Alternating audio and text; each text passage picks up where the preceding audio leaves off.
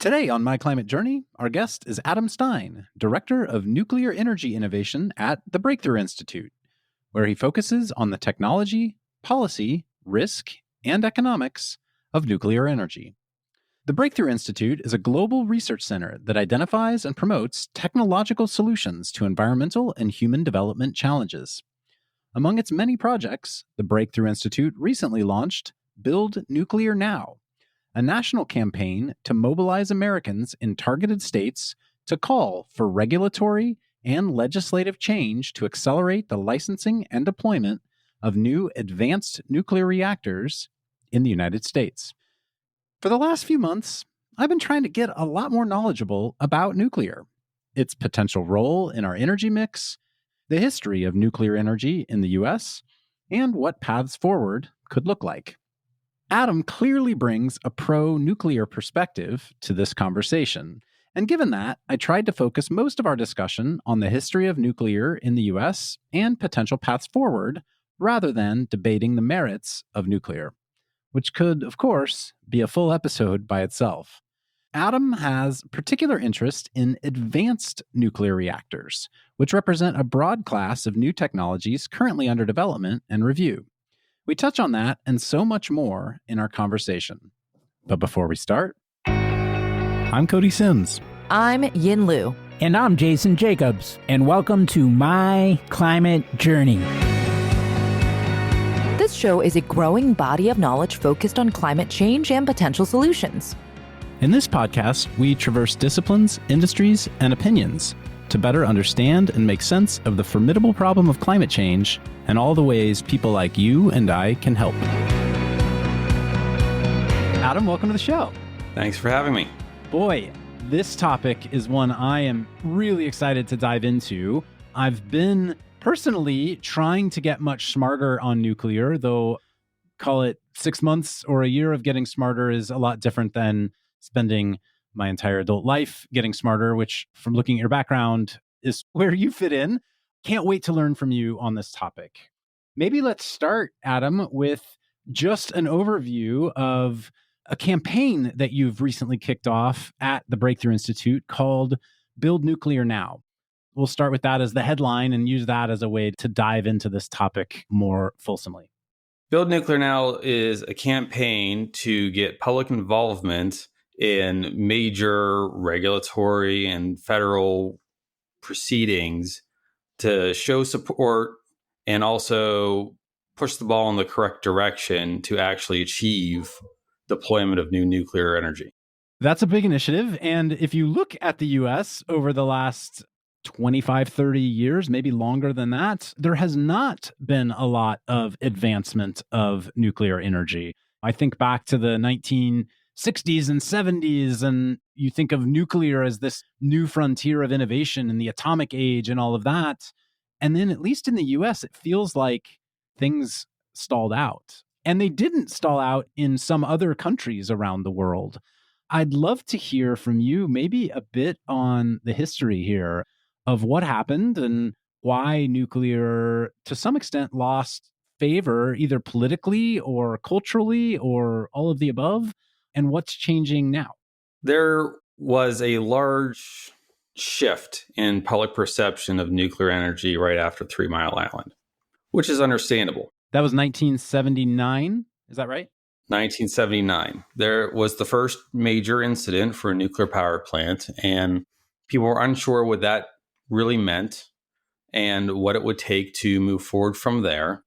But there were also changes in energy consumption and energy economics as well. So shortly after 3 Mile Island, projects were put on hold or rethought. At the same time, interest rates, federal interest rates, grew dramatically, which put large increases on costs of all projects, which included nuclear power plants. Costs started to go up almost exponentially due to federal interest rates. At the same time, projects were intentionally being slowed down to determine whether things had to change for safety, and regulations were changing dramatically at that time as well to try to ensure that an incident like 3 Mile Island didn't happen again. In that mix, nuclear fell out of favor for those reasons. And it feels like if you look back to that post-World War II era in the United States, there wasn't a whole lot of emphasis on energy efficiency and reducing energy use. I don't know if this is true. This is my perception. It was sort of a go, go, go time. Build as much as you can, consume as much as you can, produce as much as you can, generate as much as you can. And the US is in mega growth mode. And then we hit the 70s and 80s to some extent. And certainly today, everything is about how do you use less? How do you create more efficiency in what you have? It's not about creating abundance, creating more.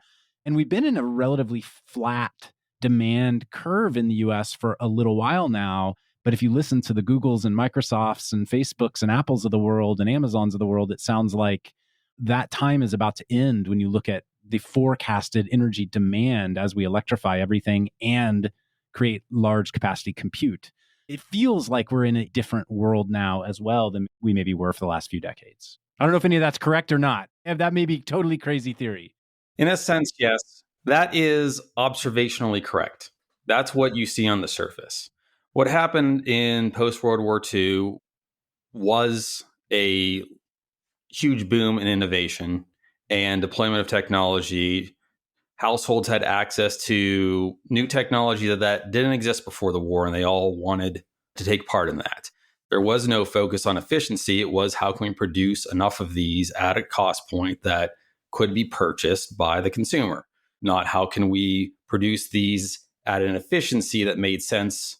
So we had huge load growth on the grid, and we had to build very rapidly, which included nuclear power. Nuclear scaled up substantially between the 60s and late 70s. The growth was several power plants per year that came online. And then load started to flatten out because there was, to some extent, saturation of the market of many of these technologies that people wanted. Home dishwashers, washers and dryers for laundry, electric stoves became more common. They didn't really exist much before that. And you didn't have to worry about ventilation and other things like you did with gas stoves, because at that time, gas stoves were not that efficient. But then in the mid 80s to 90s, efficiency started to become more important because manufacturers could get more out of less. So industry started to drive efficiency internally, and that trickled down to consumer products. Then we had federal policy that mandated efficiency for specific technologies, but also to meet requirements of, say, the Clean Air Act. And that drove more technology innovation to things like LEDs instead of incandescent bulbs with compact fluorescent lights in the middle as a stepping stone technology. So we still ended up with GDP growth and more deployment of technology to households, but a flat demand profile, which meant that we didn't have to build a lot of large new power plants on the grid. At that point, it was more about how do you replace coal with renewable power. And it was sort of about swapping sources of demand as opposed to anticipating incredible increases in demand. It's sort of how I would think about maybe the last 10, 15, 20 years. For the most part, on a national level, that's absolutely correct. We had changes in population growth in certain areas. So some areas of the grid had to build a lot of new generation to keep up with local demand. But overall, demand has been flat, and we've been replacing power plants instead of adding additional capacity and generation. And I guess I should probably, to be more accurate, say renewables and obviously natural gas, which was actually the bulk of power plant replacement for most of that time period when it came to coal retirement. And the bulk of generation on the grid today. Where we are now is we look forward and are now anticipating significant increase in demand for the first time in a while. Well, I'd like to go back to one stage, which was the build out of natural gas capacity due to fracking. There was an expectation in the early 2000s that we would have what some called a nuclear renaissance. We would build a lot of new nuclear plants to replace old coal plants. And instead, with the fracking boom, most of those power plants were canceled. The nuclear power plants were canceled because natural gas became very cheap very quickly and undercut the cost of new nuclear generation. So that essentially stalled the industry. Part of the reason that we had stagnation for several decades, even after there was new desire to build new nuclear. There were other reasons for that stagnation, including regulations and just the lack of already existing infrastructure to build these power plants, because we hadn't built many since the 80s after 3 Mile Island. So just as the nuclear industry was about to ramp back up, it got pushed back down again, which makes it really hard to maintain a workforce and a knowledge base over that many decades to actually build something new.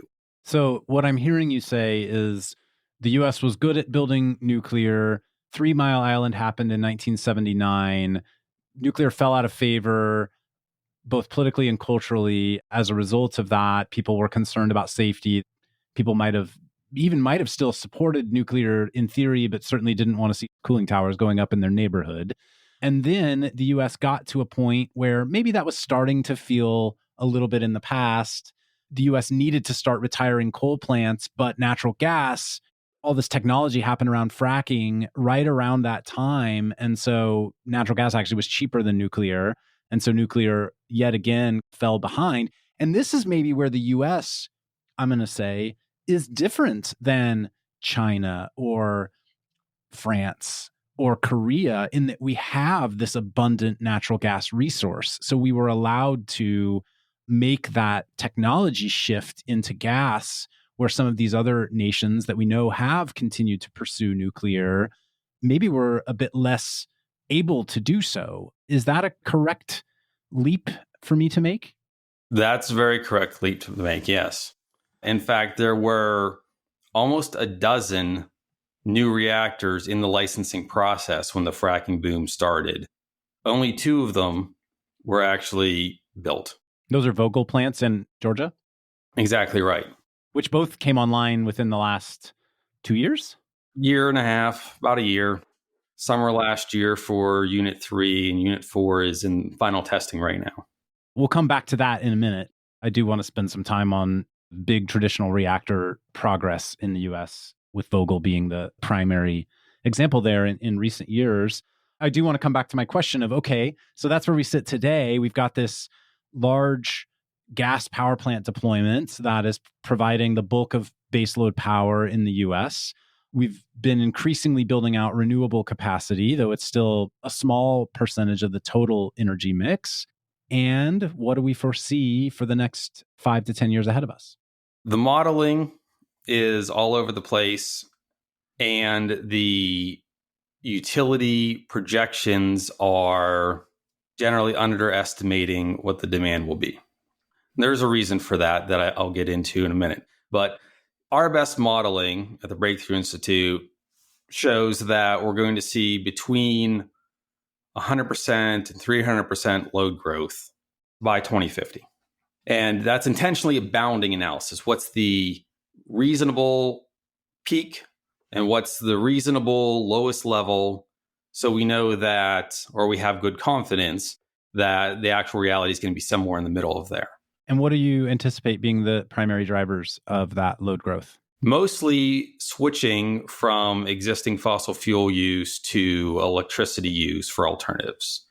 Heat pumps instead of natural gas for home heating, EVs instead of combustion engines, things like that. But also direct use of electricity for industrial processes, which is less efficient in many cases, but those processes are moving in a direction of decarbonization anyway, because they see those policies coming, even though they're not enacted yet, such as electricity use for hydrogen production. So you can use hydrogen as a fuel source instead of coal or coke in industrial processes for high temperature heat. Also, demand growth for new industries such as data center and computing, which is a load on the grid right now, but with new developments such as AI, the growth is expected to dramatically increase in the coming years. Because, as we spoke about a little earlier, when new technologies are introduced, it's generally how rapidly can you deploy them, not how efficient can you make them. In the future, they'll become more efficient, but initial load growth is expected to outstrip the efficiency curve. And can this 100 to 300% increase be met by the increased deployment of renewable power plus storage? No. The current supply chain growth rate, even with optimistic assumptions, just cannot grow that fast. We end up coming up to constraints on mining for certain minerals that renewables use. And mining takes, on average, 16 years to start a new mine from identifying where you want the mine to be. So building supply chains for some of these critical minerals that are more heavily used in renewables becomes a time constraint to get to decarbonization with renewables by then. There's enough of those minerals in the world, but the timeline starts to slow down the increase of those renewables. Nuclear energy uses very few of those hard to locate critical minerals. It is by kilogram per megawatt hour, mostly reliant on concrete and steel. Very easy to find building supplies, not rare earth minerals. The total system cost is also a question as well. It's not a matter of whether you could theoretically build a grid off of just renewables and storage, particularly if you have a small grid like, say, Denmark. You could feasibly do that.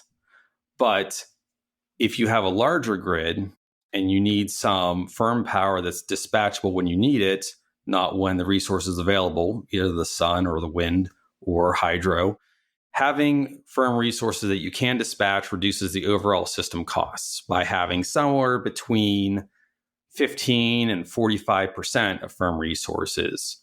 You have a lower overall system cost. And can the U.S. not continue to scale natural gas if we can get good at carbon capture around it? That's also considered a firm source of baseload power, I believe. That is, yes. As long as there's adequate amount of emissions capture. The CCUS emissions capture is somewhere around 90% in optimistic scenarios, which still isn't sufficient to ever get you to net zero. A natural gas alum cycle plant gets you closer to net zero. However, it's less efficient overall. So there are trade-offs. Could natural gas supply that? Not indefinitely, because there's only so much natural gas, although for the near term, that would be a pathway. The challenge becomes building out the carbon capture pipeline system, which would be rather extensive. And, well, I probably don't want to go into the permitting requirements of separating CO2 pipelines from natural gas pipelines. You can't have them in the same right of way. But that's another constraint. You need completely separate pathways for these new pipelines. And pipelines do go through people's backyards, literally, and that becomes challenging. There's a whole host of, obviously, different scenarios and models to look at in terms of future energy demand. As you said, estimates are all over the place. And I'm sure reasonable listeners to this show are going to come down with points of view that range across a wide range of spectrums here, rather than debate one way or the other of, do we need nuclear? Which, if you want to present more evidence to that, have at it. But what I'd love to do is to understand what has been blocking nuclear. We talked a little bit about the history of it. Right now, we're in a world where, as I understand it, and I think you said this, we don't even have a whole lot of skilled labor anymore that has experience building nuclear in this country. From the beginning, right now, we're almost starting from a standing start when it comes to trying to scale up. So there's that. And then on top of that, there is the regulatory piece, which we haven't talked about the NRC yet, though we need to. So maybe introduce us to the NRC. That's 3 topics all in one little paragraph. Yes, I have a tendency to do that. You choose your own adventure. So I might as well just talk about some of the other potential advantages to nuclear while we're on the deployment topic before we move away from it. These are data-driven facts, so I'm just going to put them out there for your listeners. Nuclear on average has the lowest CO2 emissions per megawatt hour, even if you assume that the power plants do not operate as often as they normally do. And they have only a 60-year lifetime, which most people at this point expect 80-year lifetimes. They're originally licensed for 40 years, but that was never expected to be their lifetime. They have the smallest land footprint of any energy source, whether you consider the mining portion or not. They have the lowest risk to the public of any energy source, which isn't what the public usually expects to hear. But according to the data, that's absolutely true. And nuclear energy also can be placed in general where you need it more than most other energy sources. You usually need a cooling source, which for many new designs can be air cooling. So you don't even need a water source. But for larger designs, you need a water source. And then you need a connection to the grid. You're not reliant on where the best wind resources or solar resources are, or where you can get the coal to the plant via barge or train, etc., which allows it to uniquely be fit into some pockets of the grid that are difficult to get energy into with some other resources. The NRC, we can move into that. The Nuclear Regulatory Commission started in 1974. It was spun out of the Atomic Energy Commission, which was divided into the Nuclear Regulatory Commission and what later became the Department of Energy. The Nuclear Regulatory Commission's tasked with all the regulation and licensing of civil nuclear atomic uses, not just nuclear energy, but also medical and other uses. NRC had a lot to think about very quickly after 3 Mile Island.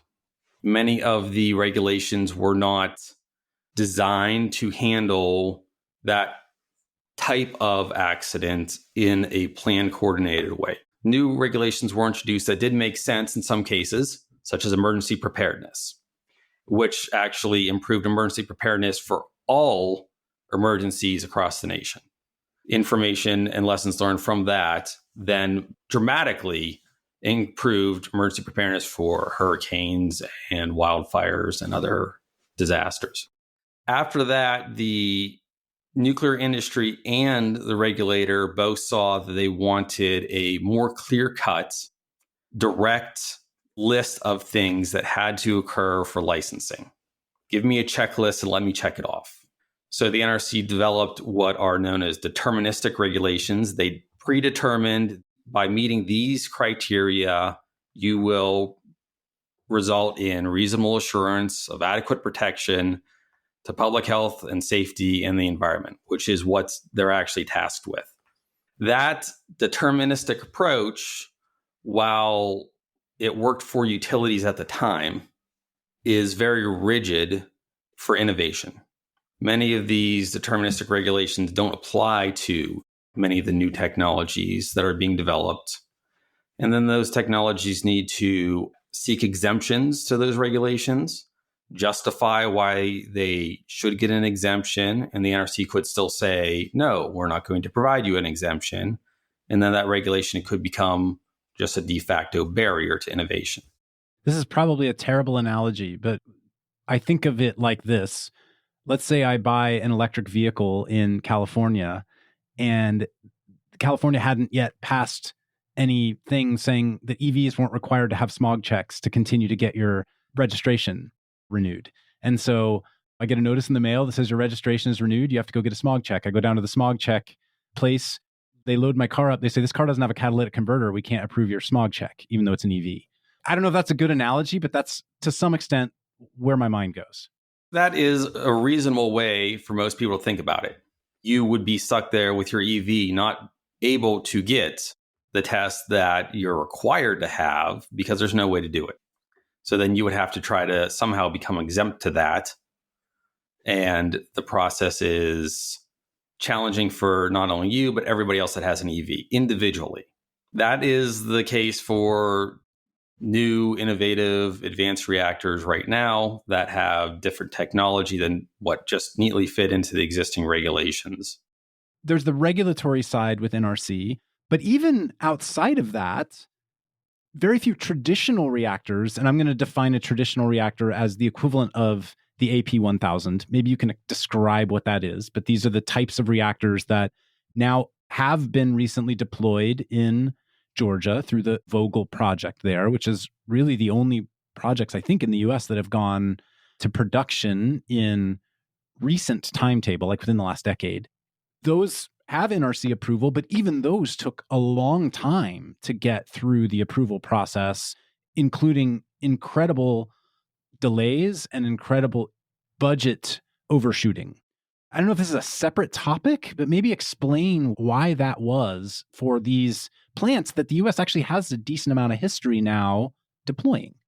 First, I'll cover what these traditional reactors are. They are generally around 1,000 megawatts, give or take. Hence AP1000 as the name, yes? Exactly. And 1,000 megawatts is a very large plant. It's larger than basically every other individual power plant in the country. We have some large hydro dams that are larger than that with many different turbines in them, but regardless, it's a very large reactor. They have a chain reaction of uranium in the core, which heats water. That water is boiled or under a very high pressure, so it doesn't boil. And the heat then turns a turbine, which turns a generator, and you make electricity. So these would be pressurized water reactors or boiled water reactors, basically, would be the terminology that's used for these? That's exactly right.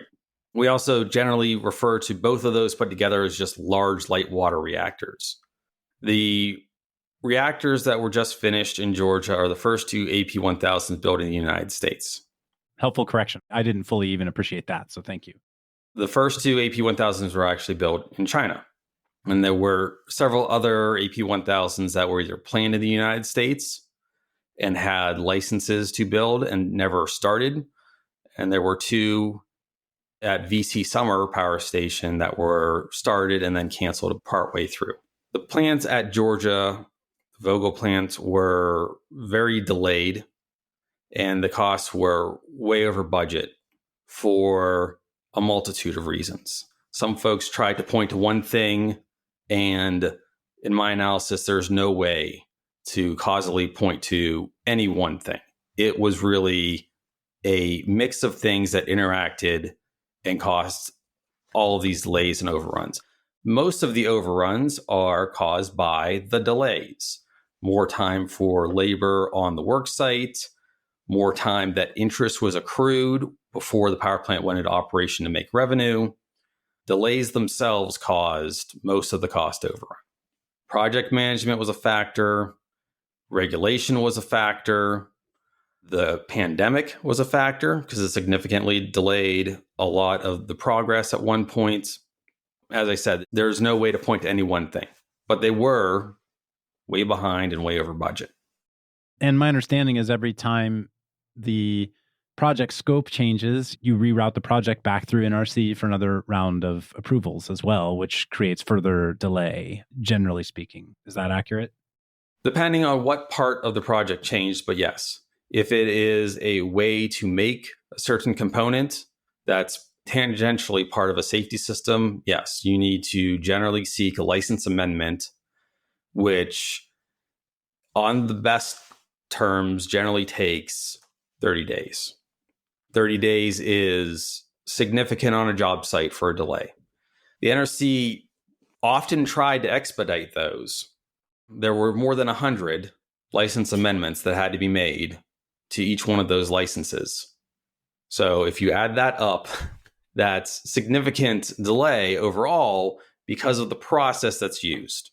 And I didn't fully appreciate that Vogtle were the first two AP1000s deployed in the United States. So essentially, these are first of a kind and second of a kind projects rolling out. The US has, something like 80 something live large reactors across the country today, I believe. 94. 94. Thank you. Are the bulk of these all first, second, third round deployments, or do we have a pattern of being able to now deploy something for the nth time? I'm going to guess no, because we haven't deployed very much in the last decade plus. It depends on how you define first of a kind versus nth of a kind. There are almost no two reactors that are the same in the US. So in a sense, they're all first of a kind plants, except for Vogtle 4, which is almost identical to Vogtle 3. The challenge was at the time, they were built to different specs for each single site. The reactor itself might be the same among some of them, but the generator or the turbine or the feed water intake for cooling or some major component was different between every other site, every other plant, which meant we couldn't actually achieve cost reduction through learning by doing. So we've done 2 of these Vogtle plants now. Why wouldn't we just keep doing more like that so that we can get smarter and improve and continue to drive costs down and drive deployment timelines down? Some folks want to do exactly that. The challenge is that utilities don't want to do that. Georgia Power and Southern Power, which is the larger entity that owns Georgia Power. Southern Company, yeah? Southern Company. They had huge cost overruns that are now, for the most part, passed on to ratepayers. Utilities don't want to risk that cost, and public utility commissions don't want to approve the risk of that cost because they see these as first of a kind plants, and they assume that the next in the line would also be at the same cost point, that there wouldn't be cost reductions. There actually was cost reduction between Vogtle 3 and Vogtle 4 because of learning. So you would expect cost reductions down the line as well, but it's still a financial risk that many utilities don't want to cover. And a lot of utilities that are expecting large demand growth at this point because of deregulation and splitting up of many monopoly utilities don't have a balance sheet that can comfortably fit a cost of 2 gigawatt reactors at this point. That leads you to the work that you're largely doing, which is around advanced nuclear reactors. Maybe explain a bit about what those look like. My understanding is these are 300 megawatt or smaller plants. So 3 times plus smaller than these AP1000s that went up in Georgia, for example. Almost 4 times, actually, because the AP1000s are almost 1,200 megawatts. So explain a bit more about how they're different. What do these look like and why are they unique and what makes them easier for utilities, I guess, to want to push for? There's a lot of disagreement of what makes an advanced reactor. There are several laws that define it differently. Some folks in the industry define it differently than other folks in the industry, and the Nuclear Regulatory Commission has its own definition. This is with the overarching umbrella caveat that this is a very wide-ranging technology space. Most people consider small modular reactors to be 300 megawatts or below, although advanced reactors can be larger than that. Advanced reactors generally use different coolants than light water reactors, meaning coolants like liquid sodium, liquid salt, molten lead, helium, things other than water. And they do this for several different reasons, and they each have advantages and disadvantages and fit different markets because of their different operating characteristics and price points. There are also light water small modular reactors that are essentially pressurized or boiling water reactors that are just smaller, less than 300 megawatts or less. Most people don't consider them advanced reactors, but some people do. Like I said, it's very interesting how people define these. So let's just assume that they're all advanced reactors for this discussion.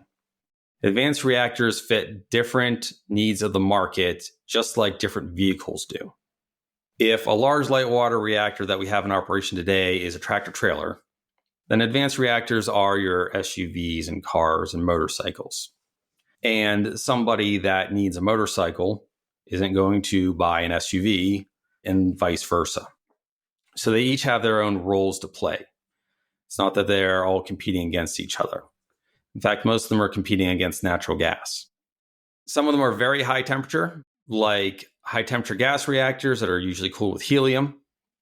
They can get over 600 degrees centigrade, very, very, very hot, to the point where they could even produce hydrogen just off of their heat instead of using electrolysis at all. It makes them a good candidate to use the heat output instead of electricity output for industrial processes that can't be decarbonized with almost any other technology. Then you have SMR light water reactors, which are existing technology that's scaled down. They generally have passive safety systems. They don't have as many pumps, or sometimes don't have any pumps at all. It's just natural convection that circulates the coolant.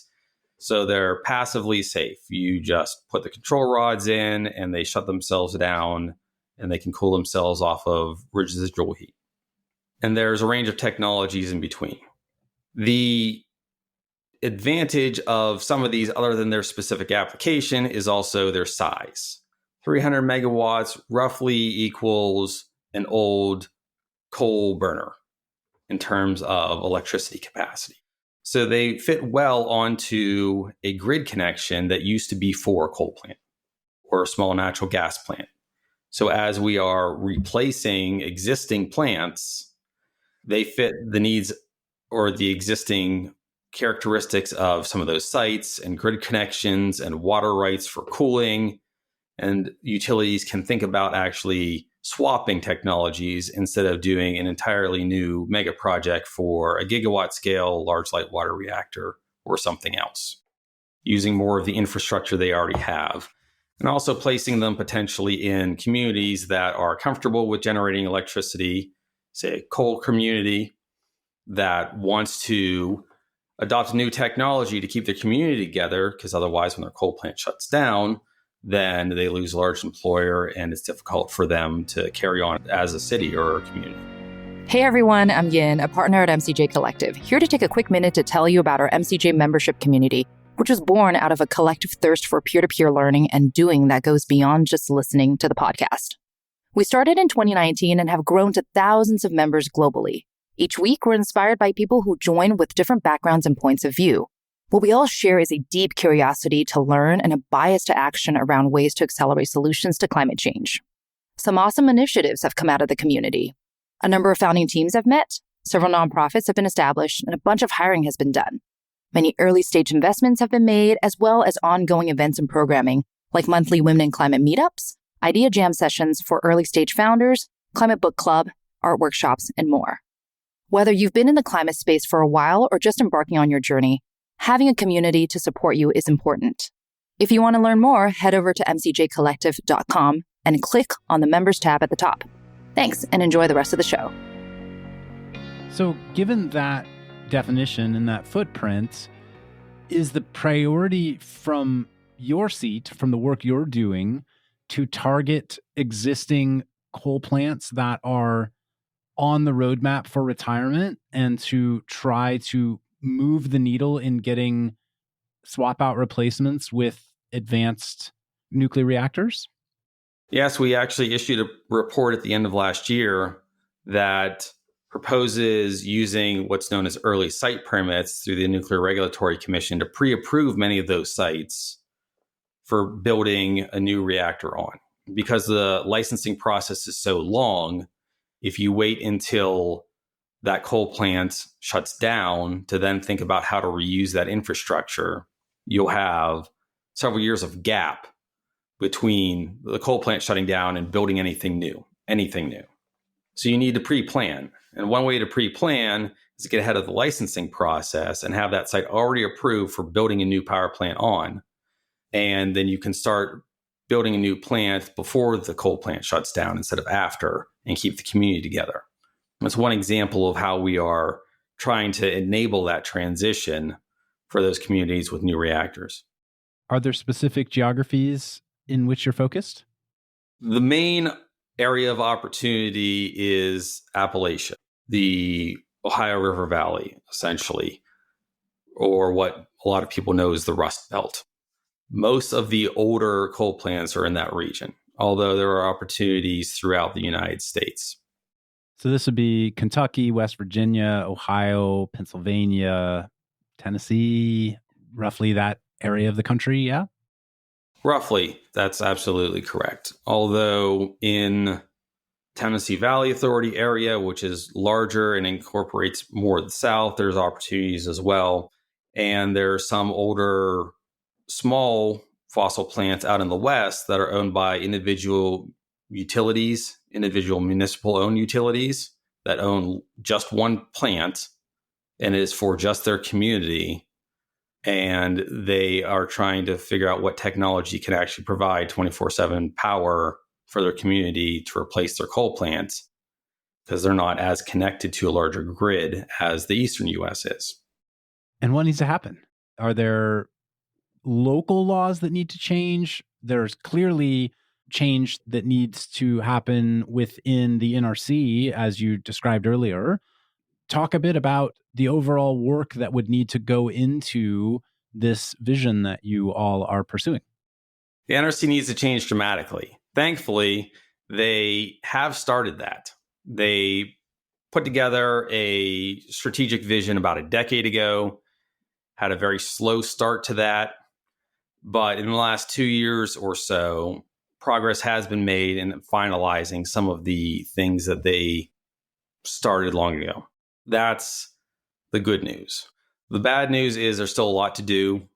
And because these initiatives were taken on a piece at a time, we now have a patchwork of regulatory change that happens every year, meaning anybody that is looking to license a plant now has to know what might be issued before they actually submit an application, or what they want to try to submit a methodology to get approved separately that would look like something that's coming down the road but not finished yet.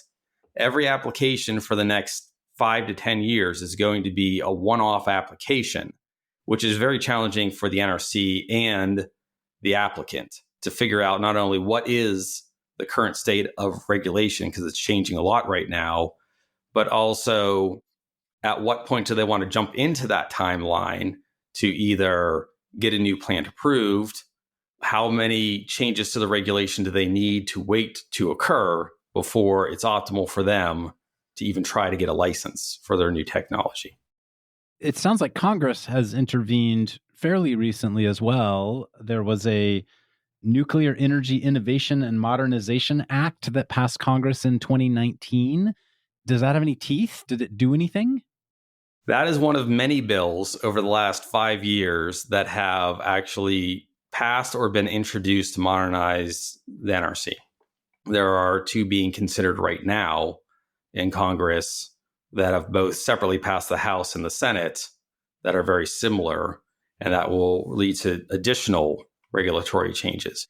But the Nuclear Energy Innovation and Modernization Act, or as it's normally known, NEMA, required the NRC to make an entirely new licensing framework for advanced reactors. The NRC has since decided to make it available to any reactors, not just limit to advanced reactors, but it is dramatically different from the existing licensing frameworks. It's performance-based, technology-inclusive, and risk-informed. I can unpack that a little bit. Risk-informed means that the regulation should focus on the things that are most critical to risk. So focus on the regulatory attention to those areas first, instead of treating everything, including things that are very minimally important to risk, as equal. Technology inclusive is important because it gets us away from the existing frameworks that were designed exclusively for large light water reactors. The new regulations have to be applicable to any technology. And they do that, or should do that, by being performance-based. Performance-based means instead of saying you must do X, Y, Z to result in safety, very specific things, you focus on the objectives. What are the performance objectives? You usually explain the difference between performance-based and prescriptive as an analogy with a car. Prescriptive requirements would be you must have turn signals on every corner. You must have 4 wheels. You must have a steering wheel of a certain diameter. You have to have a certain clamping force on your brakes. The bumper must be a certain number of inches off the ground. Performance-based would be something like you need to be able to signal to opposing traffic that you're going to change lanes. You need to be able to guide the car down the road and control its movement. You need to be able to stop within a certain distance. So setting the requirements as the objectives, what you want to happen, and then innovation can happen underneath that. How are you going to meet those requirements instead of saying you must meet the requirement in a specific way? That will allow advanced reactors to be licensed while enabling their innovation instead of asking for exemptions for things that don't meet what they're already doing. I tend to give people the benefit of the doubt. I have to assume that people running the NRC today are following the path that they are meant to follow, which is ensuring safety and ensuring that nuclear power, if used in the United States, is used appropriately and isn't going to cause significant disasters. I have to assume as individuals, they don't want the US to cede nuclear leadership to China or France or Korea or Russia, that they care about the country they live in and want to see innovation thrive.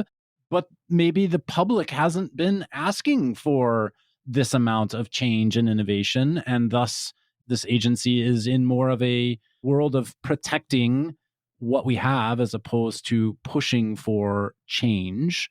I don't know. That would be where I would think humans could reasonably land in terms of a place or a point of view. If the United States is to follow the pathway that you envision, what needs to happen to help push for that change, to make that change a priority, and to do so in a way that still enables safety and enables all of the things that we trust our government is delivering today? I do believe that the Nuclear Regulatory Commission does want to provide safe nuclear power to the U.S. They are not interested in ceding nuclear technological superiority to other countries or not. They consider that to be part of the promotional aspect of nuclear energy, and they consider that to be the Department of Energy's job. So their focus is on safety and protecting the environment. And in that focus, they have become very risk averse. The safest reactor is one that never has a problem, which is true. And they've also become litigation adverse. They will do things as strictly as possible to avoid litigation, their regulations being questioned in court. The difference between what you alluded to of what the public wants for energy and what Nuclear Regulatory Commission can actually regulate is that the public doesn't actually get to make decisions on what's going to be licensed. Utilities have to apply for an application. So the public has limited push in that sense to change the nuclear regulatory's decisions on anything. The industry also directly pays 90% of the Nuclear Regulatory Commission's costs through fees. The taxpayer in general doesn't pay for the oversight of the regulator. Really, every safety regulator has a little bit different fee structure, but it can become a little challenging. In terms of risk and safety, the Nuclear Regulatory Commission doesn't actually have oversight over how safe is safe enough for radiation. In the 1990 amendments to the Clean Air Act, Congress actually defined how safe is safe enough by endorsing EPA's standard and gave the EPA overarching oversight over radiation protection to the public. They determined that the Nuclear Regulatory Commission's regulations are sufficient because they're 2 orders of magnitude lower than EPA's. So that means the NRC has a lot of headroom to be innovative and still be lower than what Congress says is safe enough. In terms of doing what's best for the public, while the NRC cannot be promotional to nuclear energy, they absolutely can do things that would ease regulation and enable new nuclear energy. The foundational legislation for the NRC specifically says atomic energy should be used to the maximum extent possible to improve the general welfare. Nuclear energy should be used to the maximum extent possible to improve benefits to the public. The NRC doesn't actually consider that. They just consider, can this be safe to the public and the environment, not what does our decision actually do to the welfare of the public. If they did that, then they wouldn't be promotional, but they would be doing the other half of what a regulator should do, and that's working in the public interest directly. If I'm a concerned citizen and I've been listening to you and I'm now convinced I need to go do something and make an impact, who do I talk to? Do I push my member of Congress? Do I push my senator? Do I go raise a sign and picket on the front yard of the NRC office? Where should I go? A concerned citizen really could do all of those things, depending on how much they want to be part of advocacy. But I would suggest that they could sign up for our Build Nuclear Now project and participate in other grassroots public support for nuclear energy through that project a little bit more easily than contacting their own Congress member on their own. But another helpful and underutilized way that the public can participate in enabling new nuclear energy is participate in regulatory proceedings. Write a very short comment on any regulatory proceeding that's posted on the website for public comment. Say that you support this action or you don't, and why. If you need more information, we provide that at Build Nuclear Now as well. But just actually being part of the process with just a few sentences and a few minutes of your time really can make a difference. This would be the NRC's own regulatory proceedings, or this would be at your local utility, for example? Generally at the NRC right now. As projects get announced, hopefully for building new projects in new communities, providing support in your own community for that project is also very helpful. We haven't hit on, I think, two significant topics. Maybe you can at least hit on quickly: fuel and waste. They are the same, just at different ends of the supply chain. Fuel is uranium that has been mined and enriched to a certain percentage of a specific isotope. An isotope is the exact same element with a different number of neutrons. Generally, conventional or traditional, as we've been saying in this conversation, large light water reactors use 5% enriched U-235, which is a specific isotope. Some advanced reactors will use up to 20% enriched U-235. That supply chain is going to grow in the near future. What's the difference between 5% enriched and 20% enriched? What does that mean? The water coolant in large light water reactors acts as what's known as a moderator. You have uranium that splits naturally through fission. It releases a neutron. The water slows that down. So it's more likely to hit another uranium atom and split it. And that's how you end up with a chain reaction. In nuclear, a chain reaction is actually good. That means that you're splitting as many atoms as you need to have just as many atoms as are leaving the reactor. The water helps slow them down to encourage that process. When you have some of these advanced reactors with different coolants, they don't slow the neutrons down intentionally. So they are higher energy when they hit another uranium atom, but they also don't reflect them back as well. So you lose more neutrons. So you need a higher enrichment. So conventional water-based reactors are generally around 5%. Other coolants that use higher energy spectrums are higher enrichment. But you generally also get higher burnup. That means you use more of the fuel that you put into the reactor. When the fuel comes out of the reactor as spent fuel, there's different timelines for different reactors. Existing reactors are between 18 and 24 months. And then they take a third of the fuel out of the reactor and put it in a pool to cool off for a couple of years. And they put in a third new fresh fuel. So each bundle of fuel stays in the reactor between 5 and 6 years. That's with 5% enrichment.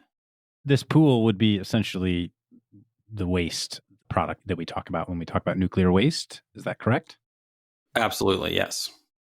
The fuel in the fuel assemblies that are taken out after 18 months still have about 90% of the energy left in them. So it is considered spent fuel because there are other products that are created in the fuel that slow down the neutrons, but there's still 90% of the energy left if that fuel was to be recycled later into fresh fuel. That's why it's usually referred to amongst nuclear experts as spent fuel, not as waste, because there's still a lot of useful energy there. Advanced reactors generally use up more of the fuel before it's taken out of the reactor. So you don't have 90% left.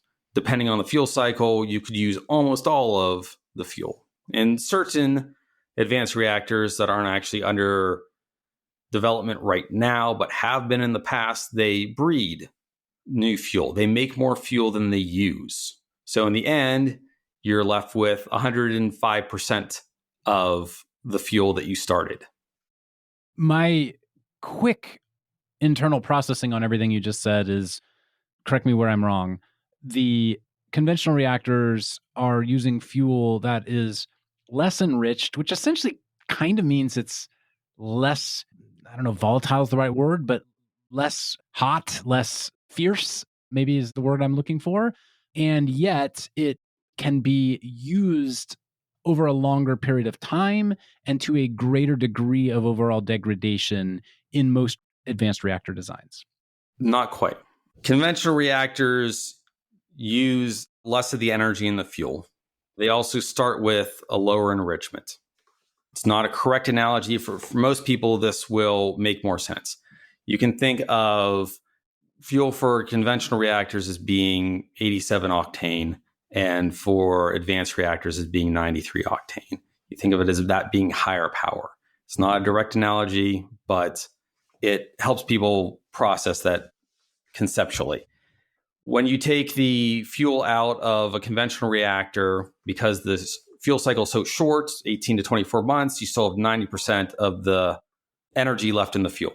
When you do that with an advanced reactor, some advanced reactors can go 5 years or even 20 years before refueling. And you end up burning up the majority of the energy in the fuel before you ever take it out of the reactor. So there's less high energy left in the fuel or the waste when it comes out of the reactor. Super helpful. And then maybe the last question I have on fuel is, if all of the reactors deployed in the US today are these conventional reactors, does the US have access to the fuel source that these advanced reactors need? Yes, but just barely. Right now, there are only 2 countries in the world that can make the more enriched uranium, which is usually called high assay, low enriched uranium, or HALEU. The US just became one of those 2 by starting a pilot plant in Ohio that can make a little bit less than 1 ton of it a year. That plant can scale up substantially, and Congress just approved funding to do so. But right now, we're just starting the supply chain for advanced reactor fuel. The other country would be Russia? The other country would be Russia. Do they have deployed advanced reactors? They have test reactors that use advanced reactor grade fuel. So does China. The US actually has some test and research reactors that are even more highly enriched as well, but they use very little fuel and it lasts for a very long time. Deploying things at commercial scale requires a large buildup of the supply chain. Going on the other side of the fuels conversation, these pools, or spent fuel, not waste, as we shall call it, where do these end up? Do they live right next door to the reactors typically? Right now, they all live right next to the reactors in either pools where they cool for several years or in dry storage casks, which are essentially concrete bunkers. The federal government has a mandate to take the spent fuel and permanently store it somewhere, but has not acted on that contract. And because of that default, has actually had to pay utilities for the cost of storing the spent fuel on site for now. There is a renewed effort to also look at reprocessing, which would take the spent fuel and recycle it into fresh fuel. Other countries already do this at a large scale, including France. But that costs a little bit more than just buying fresh fuel. Uranium is actually fairly cheap for the energy you get out of it. So recycling would be an additional cost. The U.S. doesn't have a permanent repository right now. By law, that's Yucca Mountain, but that project has stalled and been ultimately shelved by the last several federal administrations. Clearly, nobody wants spent fuel near their town, which is an understandable concern. That's actually not the concern. There are several towns that have said we would be willing to host spent fuel. There is a waste storage pilot plant called WWII in New Mexico. That is a federal facility. The town nearby is a welcome partner with that. When they did the site characterization near Yucca Mountain, the NRC even found that the local community supported that project. It's generally the state level that opposes having the spent fuel. So not the people that would be living next to it, but the state as a whole. Why is that? That's a political question that is difficult to answer. One last question. I do want to make sure we hit on your work at Breakthrough Institute and what the Institute does. But last question on the nuclear side of things, which is you're focused on advanced reactors and the development and deployment and eventual readiness of our energy systems to get them deployed. Where is innovation happening today? I hear of Idaho National Labs a lot in terms of new projects that are going. I know there was a bunch of news late last year about the Marvel reactor that got some DOE approvals, I believe. Where should we all be focused in terms of watching new progress in this area? The progress is really nationwide at this point. The Idaho National Lab is the nation's lead nuclear lab, as mandated by Department of Energy. So they are leading a lot of the innovation. They're developing the Marvel reactor, which is a very small microreactor that is intended to be a test bed, essentially, for several technologies. They also have 2 initiatives to reuse containment structures from old demo reactors for testing new reactors, essentially put your technology in their containment to test it out for a while instead of building a whole new containment just for your demo project. That's enabling innovation and lowering costs for new entrants, particularly for microreactors.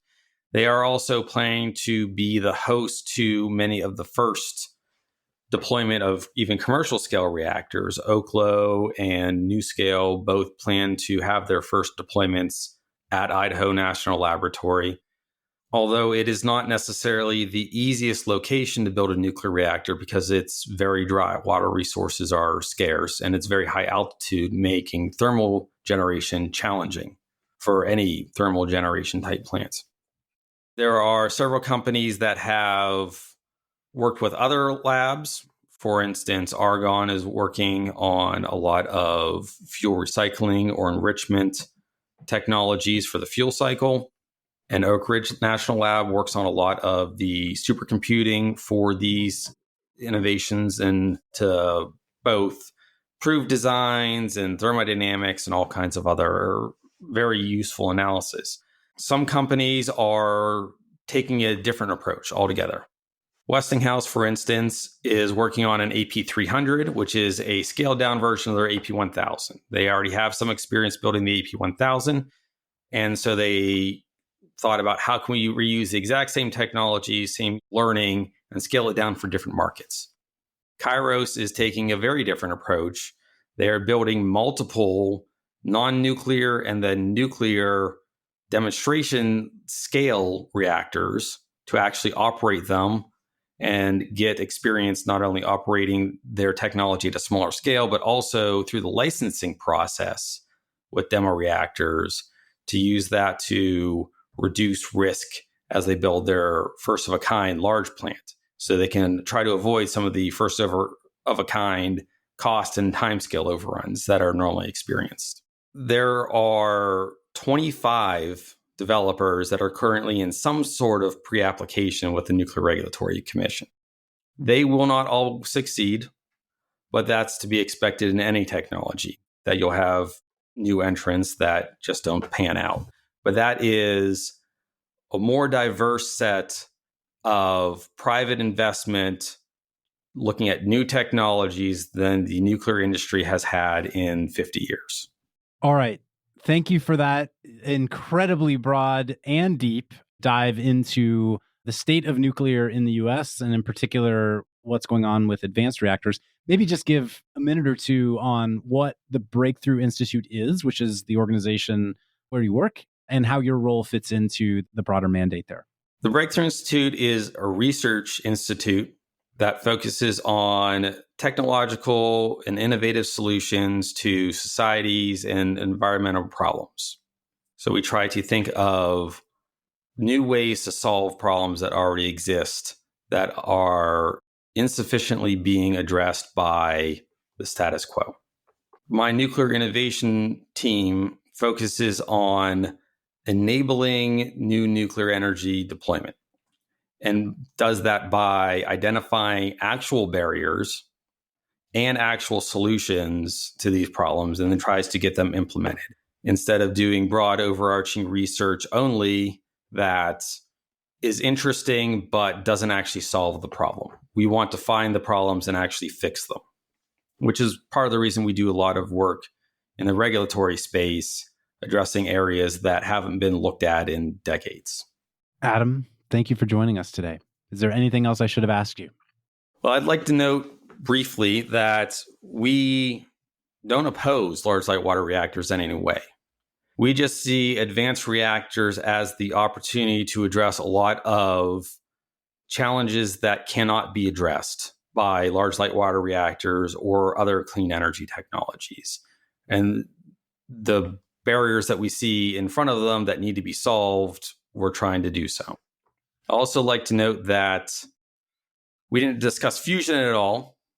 Fusion is very different than fission and has its own challenges, but currently, while fusion has made significant progress in the last 5 years, there are no commercially viable fusion designs right now. We do work on fusion licensing and regulation to make sure that's ready for them when the technology exists, but fusion has breakthroughs to go through, and you cannot schedule a breakthrough.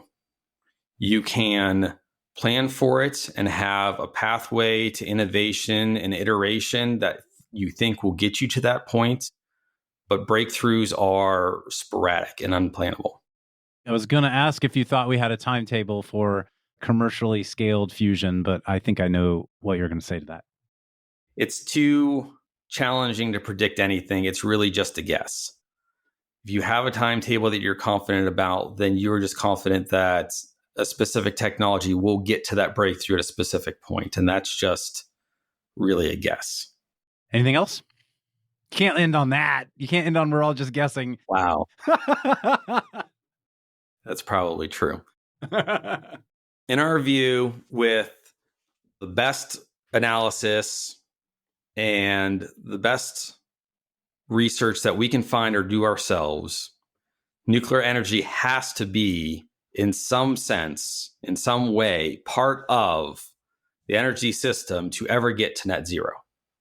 So it's not a matter just of how much nuclear energy do we expect in the future, and whether you think one scenario is too optimistic or too pessimistic. It is highly unlikely we will ever get to net zero with many different problems to solve without it. And so we need to start developing it now and removing barriers to innovation now so it can ultimately play that role. Adam, thank you so much. Thank you. Thanks again for joining us on the My Climate Journey podcast. At MCJ Collective, we're all about powering collective innovation for climate solutions by breaking down silos and unleashing problem-solving capacity. If you'd like to learn more about MCJ Collective, visit us at mcjcollective.com. And if you have a guest suggestion, Let us know that via Twitter at MCJPod. For weekly climate op-eds, jobs, community events, and investment announcements from our MCJ venture funds, be sure to subscribe to our newsletter on our website. Thanks, and see you next episode.